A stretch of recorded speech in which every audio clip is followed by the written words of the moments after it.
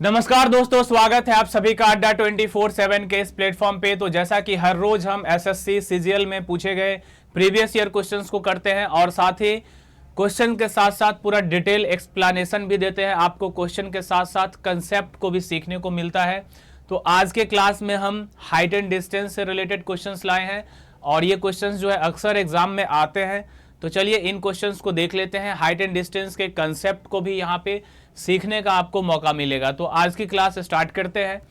सबसे पहले क्वेश्चंस अगर देखें हमारे सामने, क्वेश्चन नंबर फर्स्ट जो है, क्वेश्चन नंबर फर्स्ट में क्या दिया हुआ है, the angle of elevation of the top of a tower. तो सबसे पहले यहाँ पे एक वर्ड आ रहा है एंगल ऑफ एलिवेशन, यानी कि उन्नयन कोण। इसको भी थोड़ा सा समझ लेते हैं, उन्नयन कोण क्या होता है या एंगल ऑफ एलिवेशन क्या होता है। तो अगर एंगल ऑफ एलिवेशन की बात करें तो जब भी हम नीचे से ऊपर की तरफ किसी भी ऑब्जेक्ट को देख रहे होते हैं, जैसे ये अगर हमारा आंख है और यहाँ से हम ऊपर की तरफ किसी भी ऑब्जेक्ट, किसी वस्तु को देख रहे हैं, इस ए पॉइंट पे कोई वस्तु है और इसे हम देख रहे हैं, तो जो ये हम देख रहे हैं, ये देखने वाला जो लाइन है, इसको लाइन ऑफ साइट कहा जाता है, यानी दृष्टि रेखा। ये जो लाइन है हमारा वो क्या है, line of site. Line of site या हिंदी में इसे कहें तो दृष्टि रेखा। ठीक है। इसके बाद जब हम ऊपर की तरफ देखते हैं तो जो हमारा लाइन ऑफ साइट है और हमारे हॉरिजेंटल में जो लाइन एक जाएगा, हॉरिजेंटल प्लेन जिसे बोलेंगे, यानी कि क्षैतिज तल जो है, ये हमारा हॉरिजेंटल प्लेन हो गया। तो इन दोनों के बीच जो एक कोण बन रहा है, जो एंगल बन रहा है, उसी का नाम है एंगल ऑफ एलिवेशन। यहाँ पे एंगल ऑफ एलिवेशन कौन सा है, ये जो एंगल बन रहा है थीटा, इसको हम बोलेंगे एंगल ऑफ एलिवेशन, या फिर हिंदी में बोलेंगे उन्नयन कोण।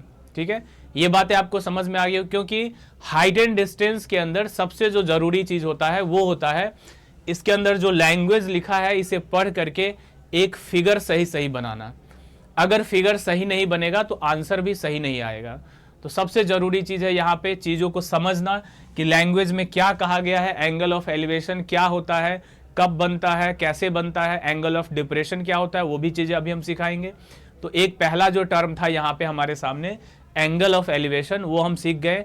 जब भी नीचे से ऊपर की तरफ किसी भी ऑब्जेक्ट को देखेंगे तो वहां पे हमारा जो हॉरिजेंटल प्लेन होगा और जो लाइन ऑफ साइट होगा, उसके बीच में जो एंगल बनेगा, that is called angle of elevation. तो ये चीजें हम समझ गए यहाँ पे, एंगल ऑफ एलिवेशन।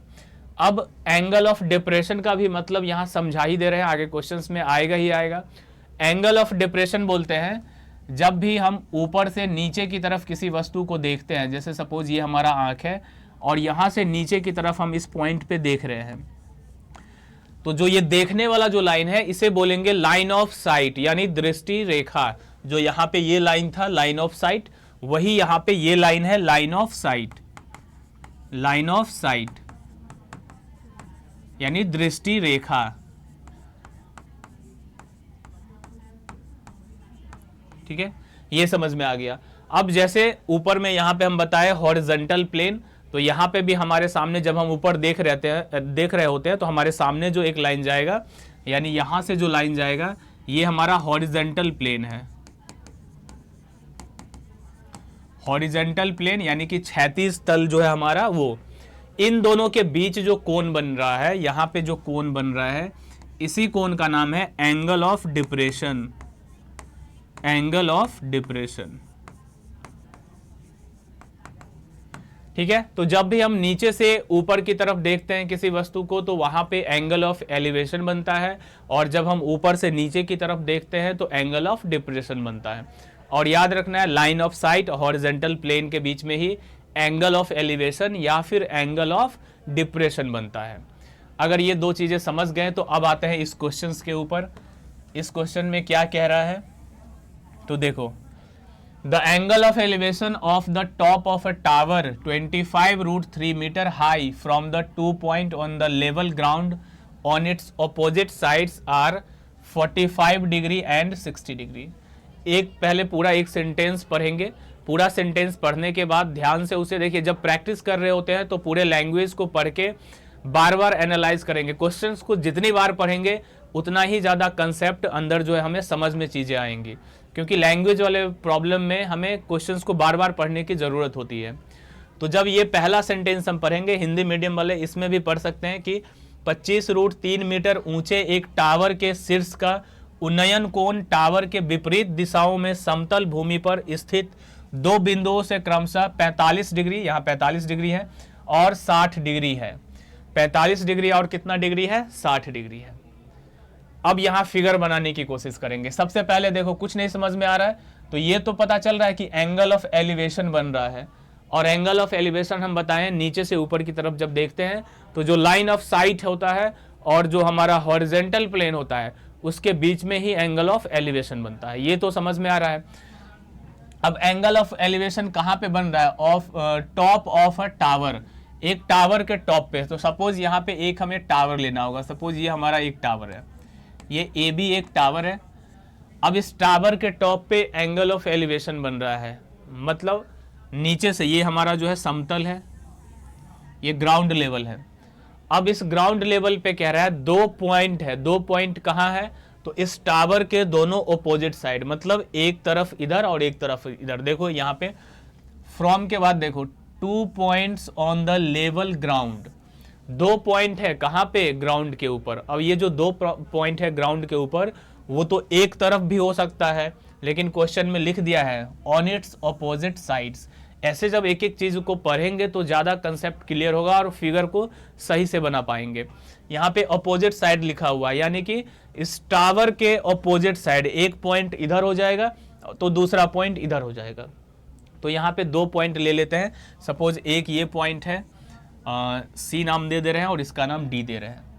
इन दोनों पॉइंट से टावर के टॉप पे एंगल ऑफ एलिवेशन बन रहा है। कितने डिग्री का बन रहा है? तो 45 डिग्री और 60 डिग्री का। 45 डिग्री और 60 डिग्री का एंगल ऑफ एलिवेशन बन रहा है। हिंदी में भी अगर पढ़ेंगे तो 25√3 मीटर ऊंचे, ये जो इसकी ऊंचाई है वो कितना है? 25√3। 25√3 मीटर ऊंचे, 25√3 मीटर ऊंचे एक टावर के शीर्ष का उन्नयन कोण टावर के विपरीत दिशाओं में, देखो ये दोनों विपरीत दिशाओं है, विपरीत दिशाओं में समतल भूमि पर स्थित 2 बिंदुओं से, तो ये 2 बिंदु ले लिए हम समतल भूमि पे स्थित 2 बिंदुओं से क्रमशः 45 डिग्री और 60 डिग्री है।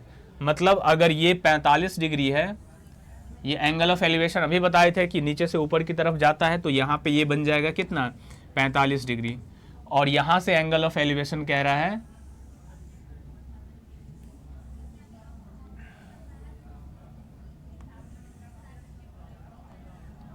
ये कितना है? 60 डिग्री। और ये था 25√3। ठीक है, ये हमारा फिगर जो है बिल्कुल करेक्ट जो है बन करके तैयार है। तो इस तरीके से हम एक क्वेश्चंस को पूरा लाइन बाय लाइन एकदम वर्ड बाय वर्ड तोड़ करके समझा रहे हैं, ताकि आप चीज़ों को समझ पाए। और इस तरह से जब आप बहुत सारा प्रैक्टिस करेंगे तो इतना टाइम नहीं लगेगा फिगर को बनाने में, बस एक लाइन पढ़ेंगे और फिगर बन जाएगा। लेकिन ये कब बनेगा? जब बहुत ज़्यादा क्वेश्चंस की प्रैक्टिस करेंगे तभी ये पॉसिबल है, क्योंकि इसमें लैंग्वेज होता है और लैंग्वेज प्रॉब्लम की में सबसे पहले हमें अगर लैंग्वेज ही नहीं समझ में आएगा तो फिगर भी गलत हो जाएगा। ठीक है, तो यहाँ पे अगर हम देखें तो ये फिगर हमारा बन गया जैसा क्वेश्चंस में कह रहा था। अब यहाँ पूछ क्या रहा है ये देखेंगे, what is the distance in metre between the 2 points correct to 1 decimal place. दोनों पॉइंट के बीच का डिस्टेंस पूछा है कितना होगा, और डेसिमल में 1 प्लेस तक बताना है। दोनों पॉइंट के बीच का डिस्टेंस मतलब यहाँ सी और डी जो 2 पॉइंट है, सी डी का लंबाई पूछा है कितना होगा। फिगर अब अगर सही बन गया तब तो अब बनाना बिल्कुल आसान है। हाइट एंड डिस्टेंस में जैसा कि पहले भी मैंने बताया है कि जब हमारे पास ट्रायंगल बन के तैयार हो जाए तब तो कुछ है ही नहीं इसमें, अब इसको सॉल्व करना बिल्कुल आसान है। देखो एक छोटा सा कंसेप्ट मैं समझा दे रहा हूँ। जैसे अगर हम मान के चलो मेरे पास पूरा का पूरा हाइट एंड डिस्टेंस जो है वो 3 तरह के ट्रायंगल पे ही ख़त्म हो जाएगा। मान लो ये एक ट्रायंगल है, इस ट्रायंगल में ये कोण है 90 डिग्री, ए बी सी, ये कोण है 90 डिग्री का, और मान लेते हैं ये कोण है 45 डिग्री का। तो ये भी हो जाएगा 45, क्योंकि किसी भी त्रिभुज में किसी भी ट्रायंगल में अगर एक कोण 90 है तो बाकी का जो दो कोण है उसका भी जोड़ होना चाहिए 90 ही, तभी जाकर के 180 डिग्री होगा। तो अगर एक 45 है तो ये भी 45, ये दोनों कोण बराबर, तो इसका मतलब ये दोनों बराबर। तो यहाँ पे क्या होता है इस केस में, पहला चीज़ ये याद रखना है कि अगर ये ट्रायंगल दिखा तो ये साइड अगर 1 होगा तो ये साइड भी 1 होगा, और 1 का स्क्वायर अंडर रूट करेंगे तो ये साइड हो जाएगा √2। ये डाटा आपको याद रखना है कि 45 डिग्री के केस में परपेंडिकुलर और बेस दोनों बराबर होता है और हाइपोटेनस का वैल्यू √2 होता है। ये चीज़ें समझ में आ गई। दूसरा, अब अगर ट्रायंगल हम ले लें तो एक हमारे पास ये जो ट्रायंगल है, इसमें इस ट्रायंगल में ये हम समझते हैं कि ABC जो ट्रायंगल है यहाँ का एंगल मान लेते हैं 30 डिग्री है। यहाँ का एंगल कितना है 30 डिग्री। तो देखो tan 30 का वैल्यू कितना होता है, अगर यहाँ tan 30 लगाते हैं तो tan थीटा का फॉर्मूला होता है P/B, यानी tan 30 का मतलब होगा BC और बाय AB, BC/AB। अब tan 30 का मतलब क्या है, tan 30 जो होता है 1/√3 BC/AB। मतलब यहाँ से हम सीधा सीधा रेशियो BC और AB का रेशियो निकालें कि BC अगर 1 यूनिट होगा तो AB कितना होगा √3 यूनिट। तो आपको ये फिगर ध्यान में रखना है कि 30 डिग्री के सामने में, 30 डिग्री का सामने वाला जो साइड होता है अगर वो 1 यूनिट होता है तो इसके नीचे वाला यानी ये साइड जो होगा वो √3 यूनिट होगा। ये डाटा को याद रखना है। 30 के सामने का साइड 1 होगा तो इसका जो बेस हो जाएगा, मतलब इधर वाला जो साइड हो जाएगा वो √3 हो जाएगा। अगर ये दूसरा हम ट्रायंगल समझ गए तो तीसरे ट्रायंगल की अगर बात करें, पूरा का पूरा ट्रिग्नोमेट्री में यही 3 तरह का ट्रायंगल देखने को मिलेगा और एक कॉम्प्लीमेंट्री एंगल का मिलता है, ठीक है। तो अगर हम बात करें इस वाले में तो इसके अंदर हम मान लेते हैं ये जो कोण है हमारा 60 डिग्री है, ये कोण हमारा 60 डिग्री है। तो 60 डिग्री के केस में क्या होगा, अगर यहाँ हम tan 60 लगा दें, tan 60, तो tan 60 का वैल्यू हो जाएगा BC/AB। अब tan 60 का मान कितना होता है √3 बराबर BC/AB। मतलब हम ये समझाना चाह रहे हैं कि अगर BC का मान √3 है तो AB का मान क्या है 1। अगर BC का मान √3 है तो AB का मान कितना है 1, यानी कि 60 के सामने का साइड जो है यही हमारा BC है। BC अगर 60 के सामने का जो साइड है, हाँ BC है, तो BC कितना है √3। अगर ये √3 है तो AB कितना है 1। बस ये तीनों ट्रायंगल को अगर याद रखेंगे तो कभी भी हाइट एंड डिस्टेंस के क्वेश्चंस को सॉल्व करने में किसी भी तरह की दिक्कत या परेशानी नहीं होगी और फिगर बस सही सही बन जाना चाहिए। अब देखो इसी तीनों ट्रायंगल पे कैसे हम सारे क्वेश्चंस को सॉल्व कैसे करते हैं, ये चीज़ आप सीखिए। तो जैसे अगर हम बात करें इस क्वेश्चन की अगर बात करें तो इस क्वेश्चन में जब हम फिगर बना लिए तो फिगर बनाने के बाद हमें 2 तरह का ट्रायंगल दिखा। देखो यही दोनों ट्रायंगल है, ये 90 डिग्री है तो एक 45 डिग्री वाला दिख गया, एक 60 डिग्री वाला दिख गया। अब करना क्या है, एक ट्रायंगल दिखेगा राइट एंगल ट्रायंगल, उसमें एक कोण दिखाई देगा और एक साइड दिखाई देगा। सबसे पहले देखो, जैसे अगर हम इसी ट्रायंगल की बात करें एक एक करके, अगर हम पहले इस ट्रायंगल को देखें ABC, ये वाले ट्रायंगल को अगर देखें तो 45 डिग्री है और एक साइड इसमें ये साइड जो है दिया हुआ है। तो अभी सिखाए हैं कि 45 डिग्री के सामने वाला साइड अगर 1 होगा तो इधर वाला भी साइड 1 ही होगा, मतलब दोनों का अनुपात बराबर होगा। तो 1 का मान है 25√3, तो इधर भी 1 का मान क्या हो जाएगा 25√3, यानी AC निकल गया 25√3। अब आ जाओ इस वाले ट्रायंगल में, इसमें 60 डिग्री वाला है तो 60 के सामने क्या बताए थे, देखो अभी 60 के सामने बताए थे कि 60 के सामने √3 होगा तो नीचे 1 हो जाएगा। मतलब ये हुआ कि 60 डिग्री के सामने ये जो साइड है ये अगर √3 होगा, ये अगर √3 होगा तो ये 1 यूनिट होगा। मतलब ये हुआ कि √3 का मान है 25√3, √3 का जो वैल्यू है वो है 25√3। तो 1 का वैल्यू कितना हो जाएगा, डिवाइड करेंगे तो आ जाएगा 25। √3 का मान अगर 25√3 है तो 1 यूनिट का मान कितना आ गया, √3 से इसको डिवाइड कर दो 25। तो इसका मतलब ये यहाँ पे 1 यूनिट का वैल्यू बताना था, यानी ये कितना आ गया 25। सीधा मुजवानी ये सारा क्वेश्चंस बन जाता है। इतना जो मैं समझा रहा हूँ ओरली कोई बच्चा इसको बना देगा।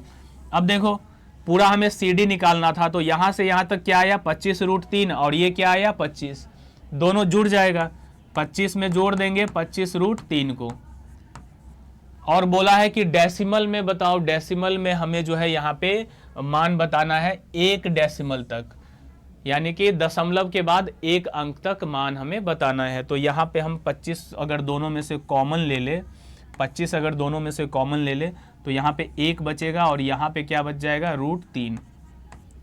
ये आंसर दे सकते थे, लेकिन डेसिमल में हमसे पूछा तो हम क्या करेंगे, यहाँ पे √3 का मान यहाँ पे डाल देंगे 1.732। √3 का वैल्यू जो है वो याद रखेंगे 1.732। ये दोनों जब जुड़ेगा तो ये हो जाएगा 25 और गुने 2.732। अब इस दोनों को बस मल्टीप्लाई कर देना है, आंसर आ जाएगा। 25 का टेबल 2 बार में पढ़ेंगे 50 हासिल 5 बचा, 25 का टेबल 3 बार में 75, 75 और 5 कितना हो गया 80, फिर 8 बचा। 25 का टेबल 7 बार में पढ़ेंगे 175, 175 में अगर 8 जोड़ देंगे 175, 25 का टेबल 7 बार पढ़ेंगे 175 और 175 में 8 जोड़ते हैं तो 183, 3 लिख दिए, कितना बच गया 18। अब 25 का टेबल 2 बार पढ़ेंगे 50, 50 में 18 जोड़ देंगे तो 50, 10, 60, 68, 68, यानी 68 पॉइंट लग जाएगा 3। 68.3 जो है इसका हमारा करेक्ट आंसर हो जाएगा। ऑप्शन नंबर 3 जो है यहाँ पे करेक्ट है। तो इस तरीके से ये क्वेश्चंस बनता है। एसएससी सीजीएल मेंस का है, ये टायर 2 में आया हुआ क्वेश्चन से, वहाँ पे थोड़े से टाइम भी ज़्यादा मिल जाता है। मेन यहाँ पे क्या था, फिगर को बनाना। अगर आप फिगर सही से बना लेंगे तो बाकी का कैलकुलेशन में तो कोई टाइम ज़्यादा लगने वाला नहीं है। तो चलिए अगले क्वेश्चन की तरफ बढ़े, क्वेश्चन नंबर 2। क्वेश्चन नंबर 2 की अगर बात करें, क्वेश्चन नंबर 2 में क्या कह रहा है, 2 pillars A and B of the same height are on opposite sides of a road which is 40 meter wide। पहले बार में एक पूरा सेंटेंस को पढ़ो ध्यान से। 2 पिलर, 2 पिलर है A और B, 2 पिलर है और दोनों क्या है सेम हाइट का है। अब वो 2 पिलर कहाँ है, तो कह रहा है are on the opposite sides of a road, road के अपोजिट साइड में है। और जो रोड है अब उसके बारे में जानकारी देगा, विच इज़ 40 मीटर वाइड। ये किसके बारे में कह रहा है, उस रोड के बारे में, कि जो रोड है वो 40 मीटर चौड़ा है। मतलब ये कहना चाह रहा है कि ये कोई एक रोड है और इस रोड की जो चौड़ाई है, मान लो यहाँ A है यहाँ B है, इसकी जो चौड़ाई है कितनी है 40 मीटर की है। इस 40 मीटर रोड जो है, इस रोड के दोनों तरफ बराबर ऊंचाई का क्या है, तो एक पिलर है A और B, एक पिलर है A और एक B। तो मान लो यहाँ A पे ये एक पिलर हो गया और यहाँ B पे ये एक पिलर हो गया। दोनों का जो हाइट है वो बिल्कुल सेम है, इसका हाइट और इसका हाइट, दोनों का हाइट क्वेश्चन में दे रखा है कि दोनों का हाइट कैसा है, बिल्कुल सेम है, सेम हाइट का है। The angles of elevation of the top of the pillar A and B are 30 degree and 45 degree। देखो एंगल ऑफ एलिवेशन वर्ड आया, angle of elevation, angle of elevation बन रहा है कहाँ पे, top of the pillar A, pillar A के ऊपर, and pillar B के ऊपर, कितना 30 और 45 डिग्री रिस्पेक्टिवली। यानी पिलर A के ऊपर बन रहा है 30 डिग्री का, पिलर B के ऊपर बन रहा है 45 डिग्री का। रिस्पेक्टिवली वर्ड का मतलब होता है क्रमशः, मतलब जिस क्रम में पहले आया है जो वर्ड, उसके लिए वही एंगल यूज करना है। तो A पिलर के लिए पहले कौन सा वर्ड आया यहाँ पे 30 डिग्री, तो A जो पिलर होगा उस पर 30 डिग्री बनाना है और जो B पिलर होगा उस पर 45 डिग्री। लेकिन ये एंगल ऑफ एलिवेशन बनाना कहाँ से है, तो इसके बारे में आगे लिखा, at a point on the road between the pillars, यानी इस पिलर के बीच में कहीं एक पॉइंट है और उस पॉइंट से बनाना है। तो मान लो इस पिलर के बीच में यहाँ पे कोई पॉइंट ले लेते हैं, यहाँ पे पॉइंट ले लिए, सपोज इस पॉइंट का नाम C दे दिए। अब इस C पॉइंट से दोनों पिलर पे 30 डिग्री और 45 डिग्री का एंगल ऑफ एलिवेशन बना देना है। तो कैसे बनाएंगे, तो यहाँ से एक लाइन जाएगा सबसे पहले A वाले के ऊपर, पिलर A के टॉप पे गया, और यहाँ पे जो बना एंगल ऑफ एलिवेशन, यहाँ जो एंगल ऑफ एलिवेशन बना वो कितने डिग्री का बना, 30 डिग्री का। यहाँ पे एंगल ऑफ एलिवेशन बन गया 30 डिग्री का। अब यहाँ से पिलर बी के ऊपर जाएगा एक लाइन, और पिलर बी पे जो ये लाइन गया, ये एंगल बना दिया कितने डिग्री का, 45 डिग्री का। ये एंगल बना दिया 45 डिग्री का। अब जाकर के हमारा जो फिगर है बिल्कुल सही सही बन चुका है। अब तो कुछ करना नहीं है, देखना है सीधा क्या पूछा गया है क्वेश्चंस के अंदर। What is the distance of the point from the foot of pillar A. ये ध्यान देना है, फुट ऑफ पिलर ए, क्योंकि दोनों का डिस्टेंस ऑप्शन में दे दिया रहता है, तो ये चीज को ध्यान देंगे। यानी पिलर ए का जो फुट है वहां से उस पॉइंट का डिस्टेंस कितना है, मतलब ये जो पॉइंट लिए हैं इस पॉइंट का डिस्टेंस कितना है, कहां से, पिलर ए के फुट से। तो पिलर ए का फुट ये रहा, मतलब ये वाला जो डिस्टेंस है, ये जो ग्रीन कलर का हम कर रहे हैं, ये जो डिस्टेंस है ये बताना है कितना होगा। तो चलो इस डिस्टेंस को निकालना अब तो बिल्कुल आसान है, फिगर सब कुछ तैयार है। अभी जो तरीका बताए थे उस तरीके से यहाँ पे कर लेंगे। कैसे, तो सबसे पहला काम हम क्या बोले कि हमारे पास एक ट्रायंगल होगा, उसमें एक एंगल दिया होगा और एक साइड दिया होगा, तभी हम वो जो ट्रिक बताएं वो ट्रिक लगा देंगे सीधा सीधा। लेकिन अगर हम ध्यान से देखें तो इस ट्रायंगल को अगर देखते हैं ए सी डी ट्रायंगल को देखें तो इसमें एंगल है 30 डिग्री, लेकिन इस तीनों में से कोई भी साइड दिया हुआ नहीं है। अब अगर बात करें इस वाले ट्रायंगल का बी सी ई, इस ट्रायंगल में भी ये एंगल है 45, लेकिन कोई साइड दिया हुआ नहीं है।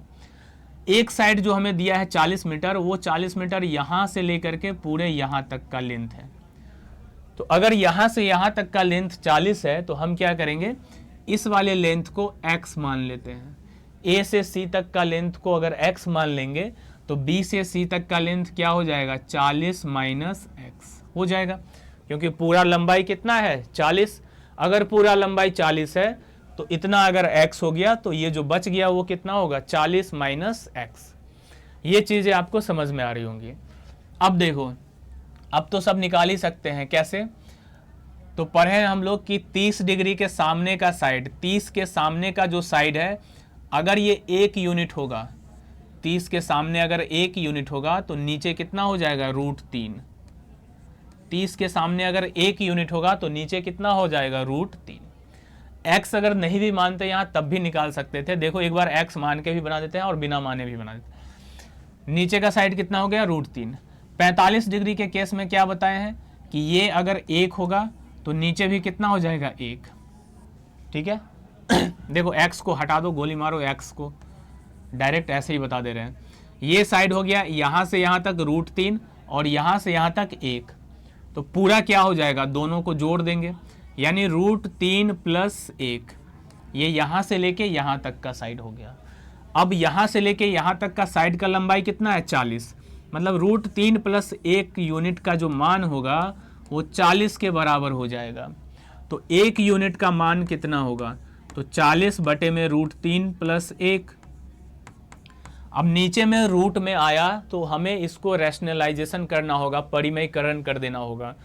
√3 प्लस 1 है तो √3 माइनस 1 से ऊपर और √3 माइनस 1 से नीचे गुना कर लेंगे। जब गुना करेंगे तो ऊपर में आ जाएगा 40 और ब्रैकेट में रहेगा √3 माइनस 1, और नीचे में a plus B, a minus B का फॉर्मूला लगा देंगे तो a स्क्वायर यानी √3 का स्क्वायर 3 होगा और 1 का स्क्वायर 1 होगा। 3 में से 1 घटाएंगे तो क्या आ जाएगा, 2, यानी नीचे आ गया 2। 2 से ये कट गया 20 बार में, यानी फाइनली क्या आया, 20 √3 माइनस 1।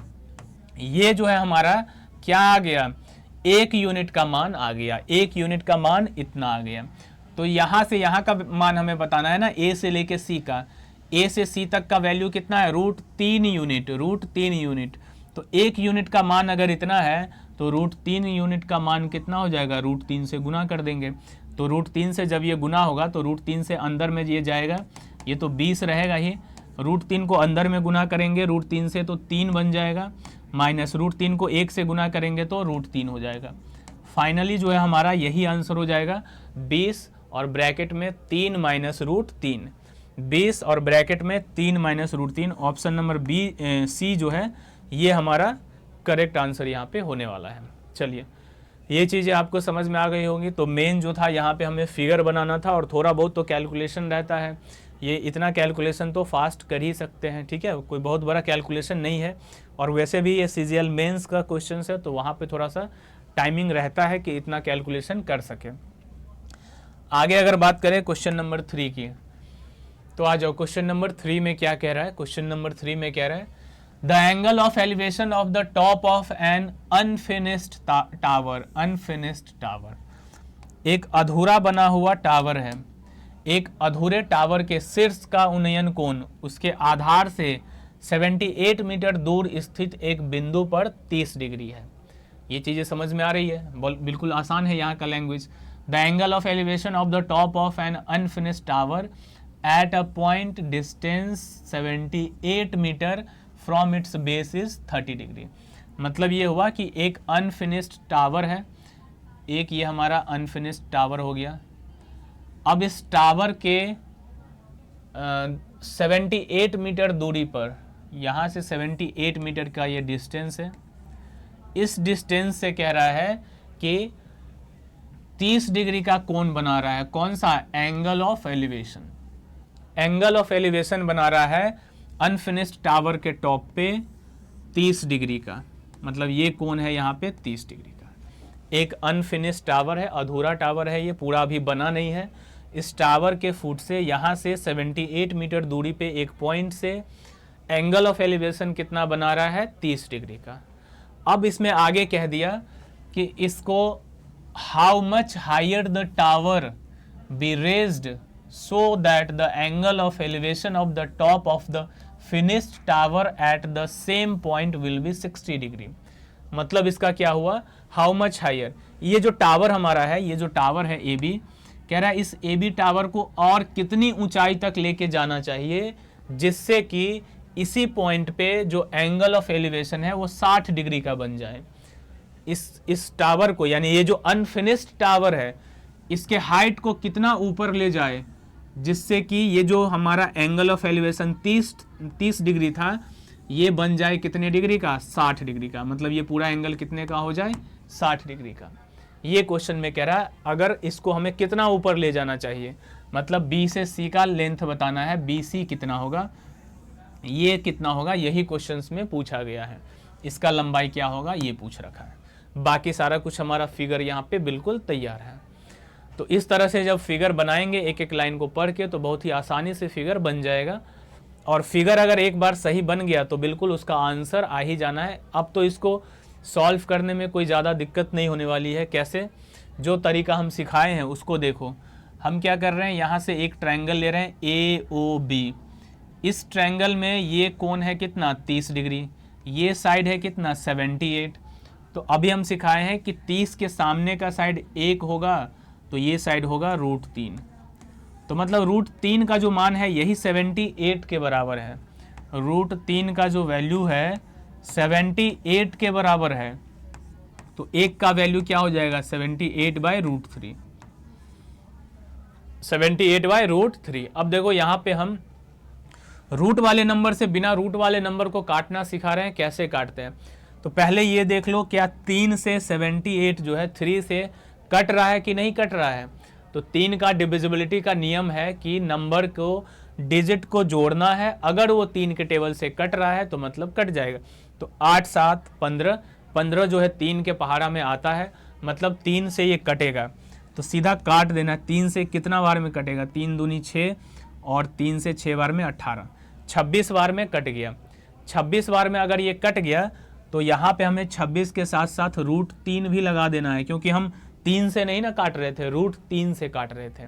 तो किसी भी नंबर को जब √3 से काटोगे तो मेनली 3 से काट देना और उसके बगल में √3 लगा देना।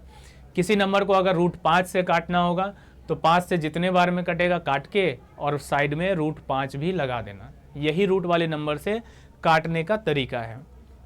यानी 1 यूनिट का मान आ गया 26√3। यानी कि इसका जो लंबाई है A से B का वो कितना है? इसका लंबाई हो गया 26√3। ये बात समझ में आ गया। हमें तो इसका लंबाई पूछा है। तो अब आते हैं 60 डिग्री के केस में। 60 के लिए क्या बताए हैं तरीका कि 60 के सामने का साइड, मतलब यहाँ से लेकर के पूरा यहाँ तक का जो साइड होगा वो अगर √3 होगा तो नीचे वाला जो साइड है वो 1 होगा। तो अब की बार 60 डिग्री के लिए 1 का मान हो जाएगा 78, 60 डिग्री के लिए 1 यूनिट का मान हो जाएगा 78। तो √3 यूनिट का मान क्या हो जाएगा? 78 √3 हो जाएगा। अगर 1 यूनिट का मान है 78 तो पूरा यहाँ से यहाँ तक √3 है, √3 का मान हो जाएगा 78 √3। मतलब पूरा का वैल्यू आ गया 78 √3। इतना का वैल्यू है 26 √3। तो फिर इतना क्या होगा? तो दोनों को घटाएंगे, इसमें से अगर हम घटा दें 26 √3 तो यही जो आएगा B से C का लंबाई आ जाएगा। तो 78 में से 26 घटा दो, 8 में से 6 घटाएंगे 2 और 7 में से 2 घटाएंगे 5, 52 √3। 52 √3 जो है यही हमारा करेक्ट आंसर हो जाएगा। ऑप्शन नंबर सी में है, ऑप्शन नंबर 3 में इसका करेक्ट आंसर है। चलिए ये बातें समझ में आ गई, आगे बढ़ते हैं क्वेश्चन नंबर 4 पे। क्वेश्चन नंबर 4 देखिए इसमें क्या कह रहा है। A vertical pole and a vertical tower are on the same level ground in such a way that from the top of the pole the angle of elevation of the top of the tower is 60 degree and the angle of depression of the bottom of the tower is 30 degree। Language बहुत बड़ा है यहाँ पे, तो एक एक धीरे धीरे जब एक एक वर्ड पढ़ेंगे तो बातें समझ में आने लगेंगी, नहीं तो फिर हिंदी में भी आप पढ़ सकते हैं। एक ऊर्ध्वाधर खंभा और एक ऊर्ध्वाधर टावर एक ही समतल भूमि पर इस प्रकार स्थित है कि खंभे के शीर्ष से टावर के शीर्ष का उन्नयन कोण कितना है? 60 डिग्री, तथा टावर के आधार का अवनमन कोण है 30 डिग्री। तो देखो ये कहा कि सबसे पहले एक वर्टिकल पोल है और एक वर्टिकल टावर है।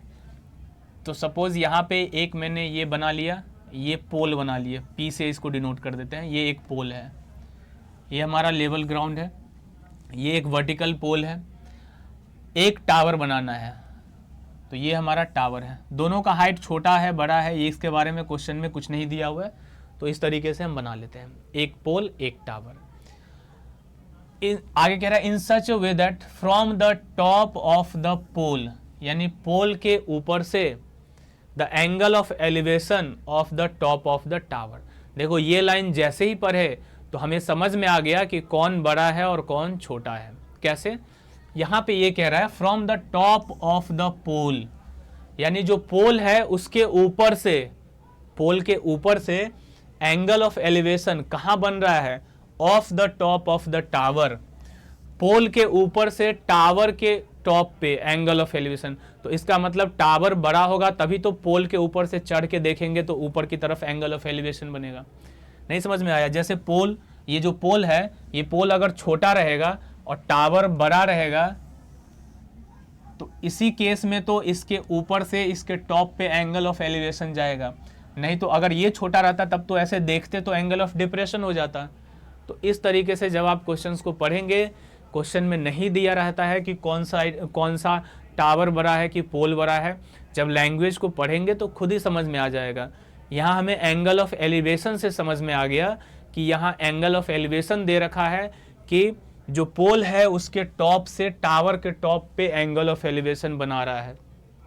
मतलब जो पोल है वो छोटा होगा और जो टावर है वो बड़ा होगा। समझ गए? और एंगल ऑफ एलिवेशन कितना डिग्री का बना रहा है? The angle of elevation of the top of the tower is 60 degree. तो ये पूरा लाइन पढ़ने के बाद हम यहाँ समझे कि यहाँ से इसके टॉप पे जो एंगल ऑफ एलिवेशन बनता कैसे है। तो ये तो लाइन ऑफ साइट हो गया, तो एक हमें हॉरिजॉन्टल प्लेन में ऐसे लाइन खींचना होगा और ये हमारा एंगल ऑफ एलिवेशन बन जाएगा। कितने डिग्री का बना रहा है? 60 डिग्री का। ये 60 डिग्री का एंगल ऑफ एलिवेशन बना रहा है। आगे देखो, and the angle of depression of the bottom of the tower. Tower के बॉटम का, टावर के बॉटम मतलब टावर का जहां जड़ है नीचे, उसका जो एंगल ऑफ डिप्रेशन है वो कितने डिग्री का है? 30 डिग्री का। मतलब ये हुआ कि इसी पॉइंट से टावर का बॉटम क्या है, ये इसी पॉइंट से टावर के बॉटम पे देखा जा रहा है। तो अभी बताए थे एंगल ऑफ डिप्रेशन ऊपर की तरफ, ऊपर से जब नीचे देखते हैं और जो हॉरिजॉन्टल लाइन होता है उसके बीच में बनता है एंगल ऑफ डिप्रेशन। तो यहाँ से जब इसके बॉटम पे देखा जा रहा है तो ये जो एंगल बनेगा यहाँ पे, यही एंगल ऑफ डिप्रेशन है और ये 30 डिग्री का है। ऐसा क्वेश्चन में दिया हुआ है 30 डिग्री का।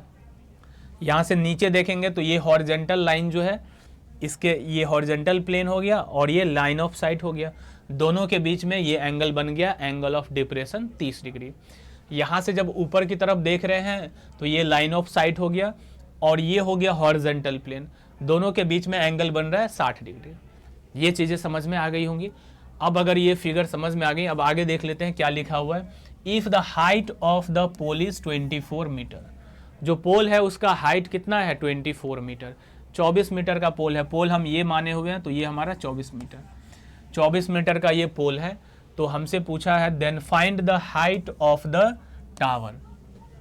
टावर का हाइट क्या है ये हमें बताना है। टावर का हाइट का मतलब हुआ कि ये पूरा यहाँ से लेकर के यहाँ तक ये कितना है, यही बताना है। ठीक है, ये फिगर पूरा हमारा कंप्लीट हुआ। अब ये जब फिगर कंप्लीट हो गया तो अब इसे हम आसानी से सॉल्व कर सकते हैं। देखिए कैसे, तो यहाँ पे अगर हम बात करें, देखो ये जो 30 डिग्री यहाँ बन रहा है ये इसके बराबर हो जाएगा। जब भी एंगल ऑफ डिप्रेशन ऊपर में बनता हुआ नजर आए तो समझ जाना ये और ये अल्टरनेट एंगल होता है, अल्टरनेट इंटीरियर, क्योंकि ये दोनों लाइन पैरेलल है तो ये एंगल इसके बराबर हो जाएगा। ये 30 है तो ये 30। तो अब हमारे पास ये एक ट्रायंगल है, इस ट्रायंगल में एक कोण है 30 डिग्री का, एक साइड है ये 24 मीटर का, ये 24 सेंटीमीटर या मीटर जो भी है। ठीक है, अब यहाँ पे 30 के सामने का जो साइड होता है वो 1 होता है और 30 के इधर आधार जो है ये √3 होता है। तो मतलब 1 का जो वैल्यू है वो 24 है। 1 का वैल्यू अगर 24 है तो √3 का वैल्यू क्या हो जाएगा 24√3, मतलब ये साइड आ गया 24√3। अब दूसरा ट्रायंगल खोजो, दूसरा ट्रायंगल यहाँ है, इसमें ये कोण दिया हुआ है 60, लेकिन साइड सब कुछ नहीं दिया है। तो ये जो 24√3 ये साइड आया, ये साइड तो इसी साइड के बराबर होगा, दोनों तो सेम है, यानी ये साइड भी हो गया 24√3। अब देखो ये 60 है तो 60 के सामने क्या होता है √3 और इधर क्या होता है 1, तो 1 का मान हो गया 24√3। अगर 1 का मान 24√3 है तो √3 का मान क्या हो जाएगा, तो 24√3 को √3 से गुना कर देंगे। तो 24√3 को अगर √3 से गुना कर दिए तो 24 तिया क्या आ जाएगा 72, यानी ये जो लंबाई है यहाँ से यहाँ तक ये आ गया 72, ये साइड आ गया 72। ये 24 है तो यहाँ से यहाँ भी क्या होगा 24, तो पूरा लंबाई क्या हो जाएगा 72 और प्लस 24 को जोड़ देंगे तो 4 2 6 और ये 4 और 2 6 हो गया और 7 और 2 9, 96 मीटर जो है ये पूरा इसका लंबाई हो जाएगा, टावर का लंबाई हो जाएगा, टावर का ऊंचाई हो जाएगा ये 96। ठीक है, तो यानी कि 96 ऑप्शन नंबर 3 जो है यहाँ पे हमारा करेक्ट आंसर है, 96 मीटर यही इसका आंसर हो जाएगा। मेन यहाँ पे फिगर बनाना होता है, बाकी चीज़ें आप बहुत ही आसानी से कर सकते हैं। जो हमने 3 ट्रायंगल डिस्कस किया था स्टार्टिंग में, उसी तीनों ट्रायंगल को लेकर के सारा कुछ हम कर पा रहे हैं। चलिए आगे अगर बढ़े क्वेश्चन नंबर 5 की ओर। क्वेश्चन नंबर 5 में क्या कह रहा है, a kite flying at a height of 120 metre, एक पतंग है जो कि 120 मीटर की ऊंचाई पे उड़ रहा है। एक पतंग है 120 मीटर की ऊंचाई पर उड़ रही एक पतंग एक डोरी से बंधी है। तो मान लो इस पॉइंट पे एक पतंग है और ये जो है एक डोर से बनी हुई है, ये पतंग की डोरी है। इसका जो हाइट है वो ज़मीन से कितना है 120 मीटर का, ज़मीन से इसका हाइट है 120 मीटर का। और ये कह रहा है attach to a string which makes an angle of 60 degree with the horizontal. जो स्ट्रिंग है यानी पतंग की जो डोर है वो हॉरिजेंटल के साथ में एंगल बना रहा है, कितने डिग्री का 60 डिग्री का। देखो यहाँ पे एंगल ऑफ एलिवेशन वगैरह का कुछ नाम नहीं है, मतलब सीधा सीधा लिख दिया कि 60 डिग्री का जो कोण बना रहा है किसके साथ में, हॉरिजेंटल के साथ में। पतंग के जहाँ है वहाँ नहीं, हॉरिजेंटल, ये जो हमारा हॉरिजेंटल प्लेन है इसके साथ में कोण बन रहा है 30 डिग्री का।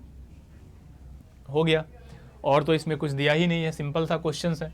What is the length of string, यहाँ पे जो स्ट्रिंग है यानी ये जो रस्सी है इसका लंबाई पूछ दिया है कितना होगा। तो बिल्कुल आसान है, 30 के सामने का साइड 1 यूनिट होता है, ये होता है √3 यूनिट और ये होता है 2 यूनिट, क्योंकि √3 का स्क्वायर 3, 1 का स्क्वायर 1, दोनों को जोड़ेंगे तो √4 आएगा, 4 का वैल्यू होता है √2, मतलब 4 का √ करेंगे तो 2 आएगा। तो 30 डिग्री वाला कोण हो या 60 डिग्री वाला कोण है, इसमें 2 ही रहता है हमेशा। तो बोलो एक का मान अगर 120 है तो दो का मान कितना हो जाएगा, दो का मान हो जाएगा 240। सॉरी, एक का मान अगर 120 है, देख लेते हैं यहाँ पे, एक का मान अगर 120 है, एंगल यहाँ पे 60 डिग्री का है, सॉरी यहाँ पे गलती होगी, एंगल कितने डिग्री का है, 60 डिग्री का है। तो यहाँ पे हमें 30 डिग्री नहीं लेना है, 60 डिग्री अगर लेते हैं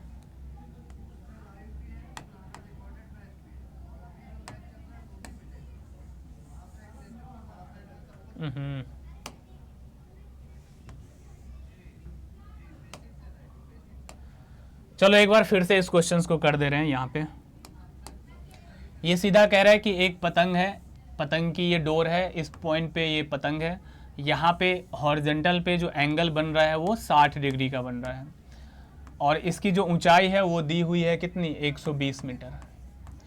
तो पूछा है इस डोरी की लंबाई ये कितनी है। तो 60 डिग्री के केस में √3 हो जाता है ये, 1 हो जाता है ये, और 2 होता है ये। तो √3 का मान 120 है। अगर √3 का मान 120 है तो एक यूनिट का मान कितना होगा, 120/√3। अभी हम रूट वाले नंबर से काटना सिखाए थे, 3 से इसको काटेंगे तो 40 आएगा, तो √3 यहाँ पे लगा देंगे, 40√3 हो जाएगा। तो 2 यूनिट का वैल्यू कितना होगा, 2 से गुना करेंगे तो 80√3 जो है यही इसका करेक्ट आंसर हो जाएगा। ऑप्शन नंबर 4 जो है इसका बिल्कुल सही आंसर है। समझ गए? चलिए आगे बढ़ते हैं क्वेश्चन नंबर 6 पे। क्वेश्चन नंबर 6 कह रहा है a kite flying at a height of 120 metre. अच्छा, सेम ही क्वेश्चन आ गया, कोई बात नहीं, यहाँ पे 2 क्वेश्चन एक बार आ गया है। चलो क्वेश्चन नंबर 7 पे आते हैं। क्वेश्चन नंबर 7 पे आते हैं। एसएससी सीजीएल टायर 2 का ये क्वेश्चन है, मेंस में पूछा गया है। कह रहा है पर्सन 1.8 मीटर टॉल, एक आदमी है कितना लंबा है, 1.8 मीटर। तो ये रहा एक पर्सन 1.8 मीटर का, 1.8 मीटर का ये आदमी है, is 30√3 metre away from a tower. ये जो आदमी है वो एक टावर से 30√3 मीटर की दूरी पे है। तो मान लो ये हमारा ज़मीन है, लेवल है ग्राउंड का, यहाँ से एक टावर है और इस टावर से 30√3 मीटर की दूरी पे है। टावर से इसका डिस्टेंस कितना है, 30√3 metre. If the angle of elevation from his eye to the top of the tower is 30 degree. अगर उसके आंख से उस टावर के टॉप पे एंगल ऑफ एलिवेशन बना रहा हो कितने डिग्री का, 30 डिग्री का, तो इसका आंख यहाँ होगा, यहाँ से सीधा वो टावर के टॉप पे देख रहा होगा और सामने हॉरिजॉन्टल में एक लाइन जाएगा और इसके बीच जो एंगल बनेगा यही होगा एंगल ऑफ एलिवेशन। और वो एंगल ऑफ एलिवेशन कितना है, 30 डिग्री का। मतलब ये जो कोण है कितने डिग्री का है, 30 डिग्री का। ये हो गया यहाँ पे। आगे क्या कह रहा है, then what is the height of the tower. इस टावर का हाइट बताना है, क्या होगा। तो बिल्कुल आसान है, टावर का अगर हमें हाइट चाहिए तो ये बताओ, अगर ये 30√3 है तो ये भी 30√3 होगा। हमेशा एक ट्रायंगल और एक साइड खोज लेना, फिगर में मिल जाएगा। जैसे ही एक ट्रायंगल में एक साइड और एक कोण मिल गया, एक साइड और एक कोण देख लेना है, जहाँ भी मिल गया वहाँ पे जो है जो भी तरीका हम सिखा रहे हैं उसको अप्लाई कर देना। जैसे अगर हमें पूरा हाइट चाहिए तो ये 1.8 इतना तो पता ही चल गया, ये भी 1.8 ही होगा। अब हमें मेन काम था यहाँ से लेकर के यहाँ तक का हाइट का पता लगाना। अब ये हाइट इस वाले ट्रायंगल का हाइट इस ट्रायंगल में आ रहा है ये, तो इस ट्रायंगल में हम देख रहे हैं ये 30 है, तो ये लाइन हमें पता चल गया कि 30√3 है। तो ये बताओ 30 के सामने अगर 1 होता है तो ये होता है √3, यानी √3 का मान है 30√3। √3 का मान कितना है, 30√3। तो एक यूनिट का मान कितना हो जाएगा, √3 से डिवाइड करेंगे 30। एक यूनिट का मान 30 का मतलब हुआ कि ये जो है एक यूनिट है, इसका लंबाई कितना हो जाएगा, 30। अगर ये 30 है और ये 1.8 है तो 30 और 1.8 को जोड़ देंगे तो 31.8 जो है वो हमारा पूरा टावर का हाइट निकल करके आ जाएगा। यानी 31.8 जो है ऑप्शन नंबर 4 यहाँ पे बिल्कुल करेक्ट आंसर है। ठीक है, उम्मीद करता हूँ जितना भी चीज़ मैं समझा रहा हूँ आपको समझ में आ रहा होगा, ठीक है। तो आज के क्लास को यहीं पे ख़त्म करते हैं, क्योंकि बहुत सारे कंसेप्ट मैंने आज के क्लास में आपको समझाया। अब जो है आप प्रीवियस ईयर क्वेश्चंस में जितने भी क्वेश्चंस आपके पास है हाइट एंड डिस्टेंस का, उस पे ये प्रोसेस को अप्लाई करो, इस तरीके से बनाने का कोशिश करो और देखो कि वहाँ पे लाभ मिलता है कि नहीं। मिलते हैं फिर से नेक्स्ट क्लास के अंदर। आज की क्लास को यहीं पे ख़त्म करते हैं, कुछ और नए टॉपिक के साथ में और नए कंसेप्ट के साथ में जल्द ही आपसे फिर मुलाकात होगी।